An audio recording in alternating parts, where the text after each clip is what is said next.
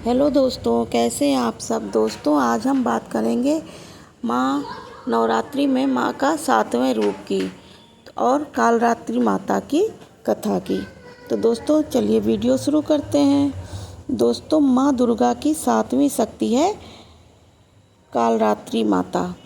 कालरात्रि माता की पूजा का विधान है 7वें दिन।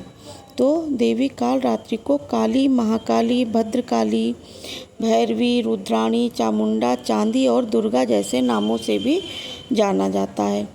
कालरात्रि की उपासना से नकारात्मक ऊर्जाओं का नाश होता है। ऐसा कहा जाता है कि देवी कालरात्रि का नाम लेने से ही रक्षा भूत प्रेत पिशाच पलायन कर जाते हैं।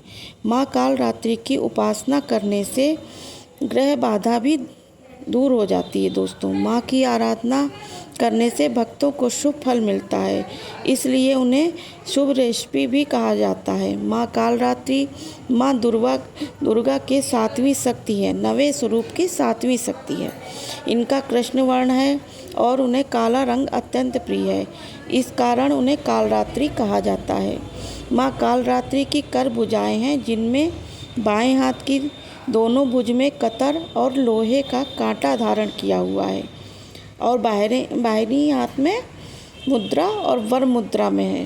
पौराणिक कथा के अनुसार दोस्तों दैत्य शुंभ और निशुंभ रक्त बीज तीनों लोगों पर अपना आतंक बचाना शुरू कर दिया था। तब देवतागण उनसे परेशान हो गए और भगवान शंकर के पास मदद के लिए पहुँचे। रक्त बीज के पास वरदान था कि जैसे ही उसके रक्त की कोई भी बूंद नीचे गिरती है, वैसे ही और रक्त बीज उत्पन्न हो जाते। उससे परेशान होकर सब देवतागण भगवान शंकर के पास पहुँचे तो शंकर ने देवी पार्वती से रक्त बीज का वध करने के लिए कहा और अपने भक्तों की रक्षा के लिए कहा। भगवान शंकर का आदेश पाकर देवी पार्वती ने दुर्गा का रूप धारण किया और शुंभ और निशुंभ का वध कर दिया। और जैसे ही माँ दुर्गा ने रक्त बीज को मारा, उसके शरीर से निकले रक्त की बूंद से लाखों रक्त बीज उत्पन्न हो गए। तब माँ दुर्गा ने माँ कालरात्रि का रूप ले लिया और माँ कालरात्रि ने इसके बाद रक्त बीज का वध कर दिया और उसके शरीर से निकलने वाले रक्त को अपने मुख में भर लिया। माँ कालरात्रि की पूजा रात्रि में करने का विधान है। तांत्रिक अपनी मंत्र साधना के लिए इस दिन का पूरे वर्ष इंतजार करते हैं। मान्यता है दोस्तों कि इस दिन मंत्र सिद्ध हो जाते हैं। नवरात्रि के दिन सुबह उठकर अपने नित्य कर्मों से निवृत्त होकर इसके बाद माँ कालरात्रि का ध्यान करें और व्रत करने का संकल्प ले लें।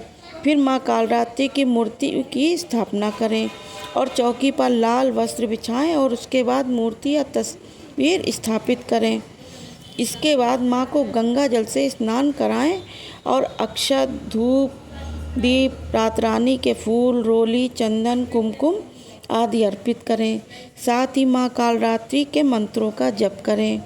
माँ के भोग में पान और सुपारी चढ़ाई जाती है। इस दिन दोस्तों माँ की पूजा करते समय उन्हें गुड़ का भोग लगाएं। उन्हें गुड़ अत्यधिक प्रिय है। भोग लगाने के बाद माँ के आगे घी का दीपक, कपूर की आरती करें और प्रसाद सभी में वितरण कर दें।